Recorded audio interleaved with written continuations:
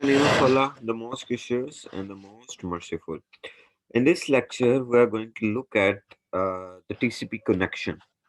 So, we have heard that TCP is a connection oriented protocol.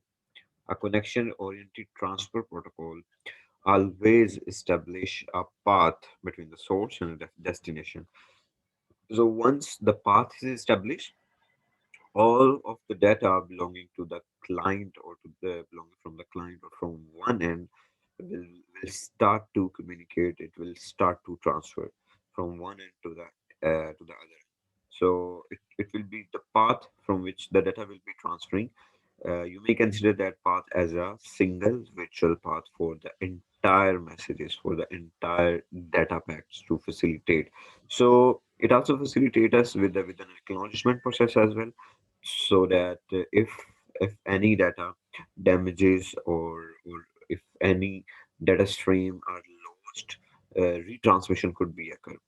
So this is all about the TCP connection, TCP connection. So TCP connection is actually done in three phases. So we'll look at these three phases. So these three phases are very important, just from the not only from the understanding point of view, but also it involves few technical details. So connection, remember that connection established in TCP with a three-way handshaking. So in our example, in this example available on the slides, there are few things that there are few terms that we have to first understand. Like this is what is this active open, what is this passive open, what's this client, what is server, and these are the few terms. So just remember that in our example, in this example, the application program is, so we have named this application program as a client who wants to make a connection with another application program. So this is a client. It has a running process. This running process wants to communicate with this running process. So the client running process wants to communicate, make a connection with the server process. So we named these both processes as a client process and as a server process. So the process starts with the server. The server programs tell its TCP that it is ready to accept its connection. So this request will be known as a passive open. So this passive open will be like the server process will talk with this will talk with its TCP. It will say to its TCP, yeah, I'm ready to accept a connection. So if you have any connection, just let me know. So this is known as a passive open.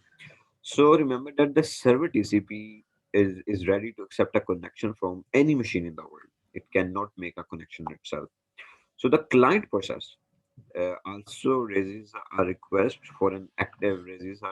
to its TCP, the client process, the client program issues a request for an active open. So active open means it asks the TCP to initiate the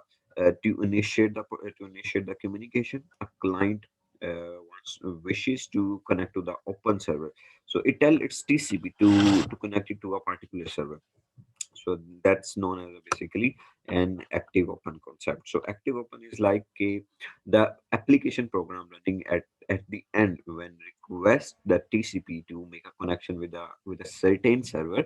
That's known as an active open. Passive open, when the servers process running at the server end uh,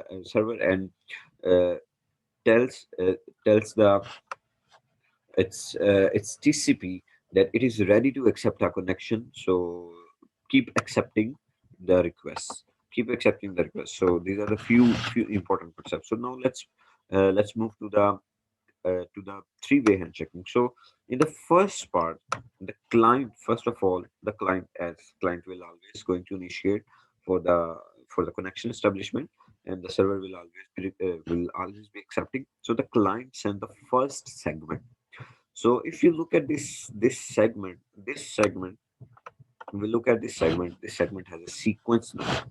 So this sequence number is we have studied in our last video that the sequence number is always arbitrarily generated. So this is a sequence number and it has a flag S. So this is a synchronization packet. So this is a sync flag. This sync flag is said this segment contains a synchronization of the sequence number. So in our example, uh, the client chooses a sequence number and randomly and send this number to the segment. So this sequence number we may name this sequence number as an ISN, initial sequence number. So this segment doesn't contain an acknowledgement number. The main important point is that this segment doesn't contain an acknowledgement number. It doesn't define the window size either. A window size definition makes sense only when a segment includes an acknowledgement number. So in this case, the first segment that is requesting the server only contains the sequence number. Sequence number is an arbitrarily generating number. It has a sync flag as well. We have studied the flags. Okay, there are different types of a flag in the PCP header. Let me show you. These are the different types of flags. So this is a flag SYN sync. This is a synchronized sequence number. So what happens? This segment will contain the sequence flag, the sync sequence flag, and the sequence number. Now, now this part, the server will have to send the acknowledgement to the client part. So how this acknowledgement is going to work? Just remember that I told you, कि an acknowledgement is always sent by just adding one. Acknowledgement is always the cumulative. So you might remember, just go to my last video where I very explained in detail कि acknowledgement number is always generated from your last sequence number. So your last sequence number is sums up one, and then your sequence and then your acknowledgement number is formed. So our sequence number is 8,000. So this means our acknowledgement number is going to be 8,000 plus. So this means okay, we are expecting the next packet to be sent. We have received till 8,000. Now we are expecting the next packet to be sent. So look at here now again. Once again, this is a sequence number and it has named as a 15,000. So once again, the server is sending its sequence number, an arbitrary sequence number. So this time it's sending two flags: the acknowledgement flag and the synchronized sequence number. So we have two flags. So acknowledgement number indicating that it has received the packet, and it also along sending the window size as well. So it's also sending the packet for RWND. We'll go into the detail about this RWND. You may say it's a window size for the data bytes, how much the data bits you can send. So maximum size for the window is 5,000 for this case. So now once again it's sending the acknowledgement packet for connection opening. Now remember that the sequence number. So the sequence number is same as it is only sending the data for it's there is it only it only sending the segment just to make sure, just to give an acknowledgement to the server. So this key focus, this just look at this acknowledgement number. Acknowledgement number is the plus one of the sequence number. So sequence number is 15,000. This is the plus one of uh, sequence. This is a plus one of your sequence number. So remember that Kerry is saying sequence number would be 8001 if piggybacking. So piggybacking means if there is supposed to be some data, then it was supposed to be the 8,000 plus one. So remember that ISN your sequence number is always incremented by the one. So this is how connection is established using three-way handshake. So a sync segment can not carry a data, but it consumes one sequence number. So remember that this synchronized segment doesn't carry a data, but it only consumes this sequence number. So this is a very good fact. A sync plus acknowledgement segment cannot carry data, but doesn't consume one sequence number. So it's sending us the sync plus acknowledgement and this data. So this segment is actually not consumed, but does consume one sequence number as well. So it also consuming the one sequence number, but it isn't carrying any sort of a data. So these are the few facts. Similarly, an acknowledgement packet if carrying no data consumes no sequence number. So this segment that is sending as an acknowledgement packet to the server isn't consuming any sequence number. It is the same sequence number as we have sent in the earlier part, in this part. So it's saying very right. Just remember these facts. Okay, the acknowledgement packet that is sent to the server side doesn't, if it is not carrying any data, then it will not consume the sequence number. See, it has written this is the same sequence number 8,000. This means it isn't carrying any data. If it was written with 8,001, this means then it is carrying the data. So this means our acknowledgement packet wouldn't be carrying our data always. So after a connection is established, let's discuss about data transfer, how data transfer will be done. So the client process is sending the data to the server side. So how server is actually getting these all things. So we are assuming that K request has been the connection has been established. So it is sending a data with the sequence packet 8001, acknowledgement 15001. So you might be wondering, K, from where does this 15001 or 8001 is actually coming? So we are assuming, K, the sequence number or acknowledgement number prior to these packets, the TCP has established the communication. So these number might be generated from the from the establishment connection. So while establishing the connection, these two numbers might have established. So therefore, it is just moving on with the previously used number. So you may think like, okay, before looking at this picture, 3CP communication was actually happening, and it may have any sort of a sequence number, so from where it is carrying out the same sequence number. So you may think like, before the communication, before going to the data transfer, this has an acknowledgement of 15,000, so therefore it is incrementing it one.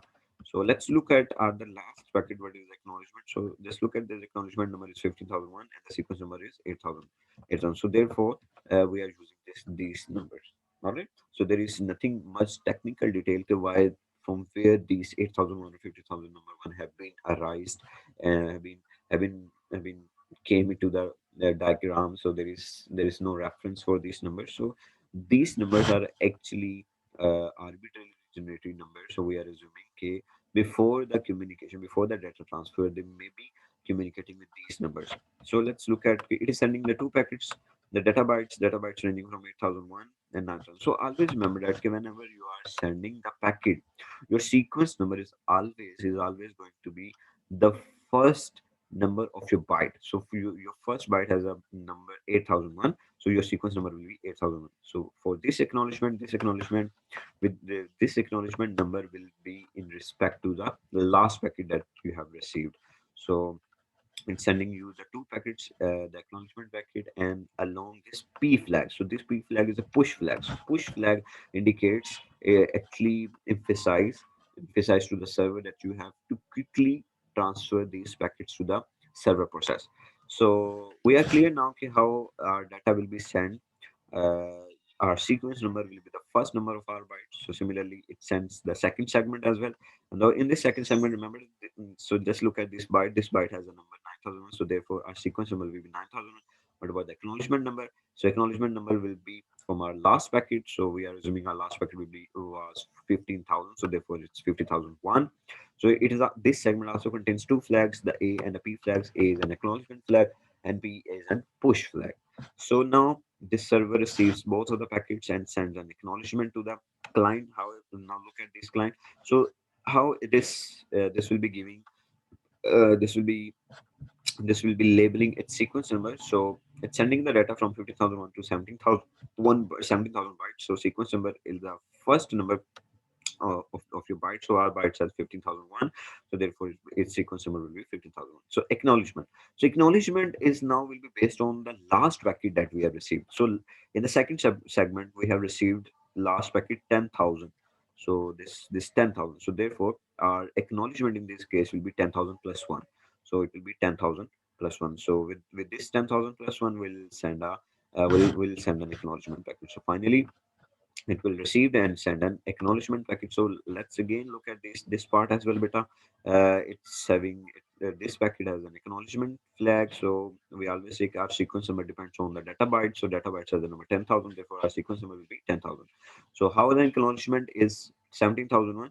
The last packet that we have received contains the data byte 17,000. So therefore our acknowledgement will be 17,000 plus one. So this is how data transfer is happening.